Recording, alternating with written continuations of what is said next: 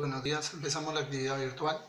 Es significativo estar en esta actividad con una cuarentena de cuidado. Vamos a tratar de hacer todo lo posible para tener una buena actividad virtual. Ante situaciones que nos estamos presentando hay que mantener una coyuntura, una calma, una tranquilidad. Muy bien. Acá nos vamos a referir a la incertidumbre de una medida. Toda medida va a tener siempre una duda, para lo cual les voy a pedir que descarguen de su Classroom el módulo de física y nos ubicamos aproximadamente en la página donde dice incertidumbre de las mediciones físicas. Una medición es el resultado de una actividad humana, de una operación humana, por lo cual va a tener que mostrar algunas deficiencias, porque no somos perfectos, porque somos personas y que necesitamos pues tener algunas condiciones. Todo proceso de medida parte de un procedimiento.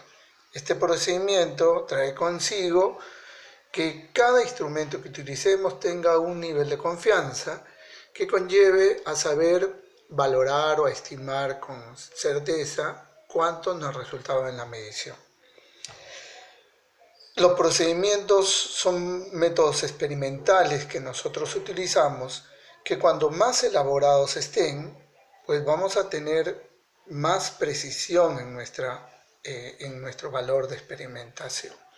Entonces, estamos dándonos cuenta que este factor implica considerar un procedimiento de medición riguroso. En el caso de nosotros los profesores de ciencias, tratamos de que nuestros estudiantes elaboren por ejemplo, en sus mediciones, actitudes y métodos muy rigurosos que le permitan tener un alto nivel de confianza en el valor de su medida. ¿Qué objetivo tiene el proceso experimental en sí? Pues para tener un alto nivel o un riguroso proceso o método experimental, el objetivo es disminuir el grado de imprecisión de un proceso experimental, usando métodos experimentales muy elaborados y precisos que apunten hacia valores de medidas más exactos o con mayor precisión. Ese en sí es el marco del proceso experimental. Disminuir el grado de precisión. Cuando una ciencia se desarrolla, sus métodos experimentales tienden a hacerse más elaborados y precisos. Con esto se apunta hacia valores de cada vez más exactos y con mayor precisión. Entonces la precisión es un elemento o una característica fundamental. Puede decirse que en física los métodos experimentales en donde se establezca adecuadas precisiones va a ser nuestra marca de clase de nuestra área. El desarrollo de estos métodos va a significar tener un registro de datos mucho más significativo. Uno de los aspectos importantes en el trabajo experimental en física es que conlleva a una incertidumbre. Todo proceso experimental va a conllevar a una incertidumbre. Y es necesario reconocer que el resultado de un experimento no puede ser absoluto, ya que está asociado a un grado de imprecisión, como lo dice el objetivo. Está o va a verse asociado a este nivel de imprecisión. Para disminuir el grado de imprecisión es necesario asumir primero como investigadores como primera postura una acción crítica. Esta acción crítica es una técnica favorable frente a los datos que van surgiendo y van acompañando cada una de las mediciones. Para ello necesitamos un conjunto de datos y de mediciones realizadas con diferentes instrumentos o técnicas que nos permitan a buscar la confiabilidad. Ese es un aspecto necesario. En la toma de una medida, la medición experimental va a tender a generar incertidumbre de la medición, Así que toda medición experimental va a tender a generar una incertidumbre experimental. Pero el objetivo es llegar a un valor promedio de este factor de exigencia. Por eso necesitamos varios datos. Pero también es necesario saber cuál es nuestra incertidumbre relativa porcentual, es decir, qué tan alejado porcentualmente la medición experimental está de la medida o valor promedio, que vendría a ser un valor ideal. Así que todo registro de una medición debe tener esta estructura matemática, pues el valor experimental debe estar acompañado del valor promedio, que es el ideal, más o menos esta incertidumbre. ¿Por qué más o menos? Porque recuerden que toda medida va a tener un exceso o un defecto. Nada va a ser preciso.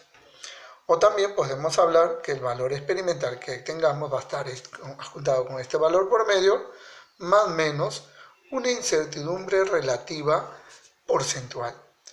Por ejemplo, vamos a ir viendo algunos registros. Vamos a con algunos ejemplos de medición. Un ejemplo 1. El ejemplo 1 dice, la longitud del perímetro del WON de San Miguel. Nos da la siguiente expresión.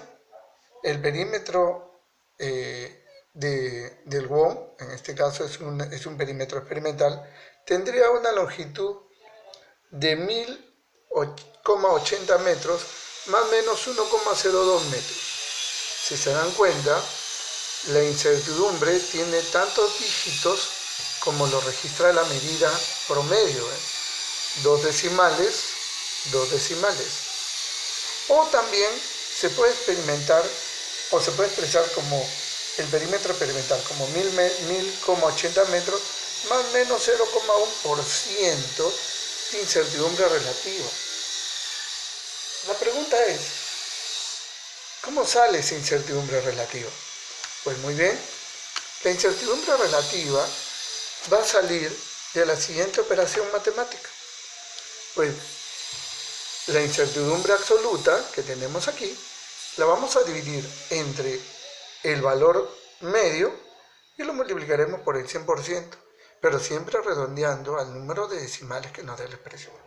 Por ejemplo, tenemos 1,02 entre el valor promedio, que es 1000,80 metros, igual, y a esto lo multiplicamos por el 100%. Entonces tendríamos 0,10, ¿ok? Si nos damos cuenta en el cálculo, tendríamos 0,10. Así que lo trabajamos como 0,1 y le agregamos el 0 por si acaso para tener la misma cantidad de decimales. 0,10. Muy bien, ahí tenemos una forma de encontrar o de expresar una medida, siempre con su valor medio, su incertidumbre relativo o su incertidumbre porcentual. Por ejemplo, el periodo del péndulo en Lima está dado con un tiempo de 1,52 segundos, un péndulo de aproximadamente 2 metros de longitud, ¿no? Y tiene una incertidumbre de 0,5 segundos. Mira, 1,52 segundos y 0,5 segundos de incertidumbre absoluta. Entonces tendríamos lo siguiente. Este periodo experimental también podría expresarse como 1,52 segundos más o menos 3,33%. Vuelvo a repetir, ¿cómo encontramos esa incertidumbre porcentual? Sería el 0,5 entre 1,52. Muy bien, miren. Y todo por el 100%. Entonces ahí tendríamos el 3,32829 saldría, ¿no? Entonces lo podemos trabajar como 3,3%. Muy bien. Un último ejemplo, la temperatura de una persona sana es aproximadamente, la temperatura de una persona sana es aproximadamente 37,5 más o menos 0,1 grados Celsius.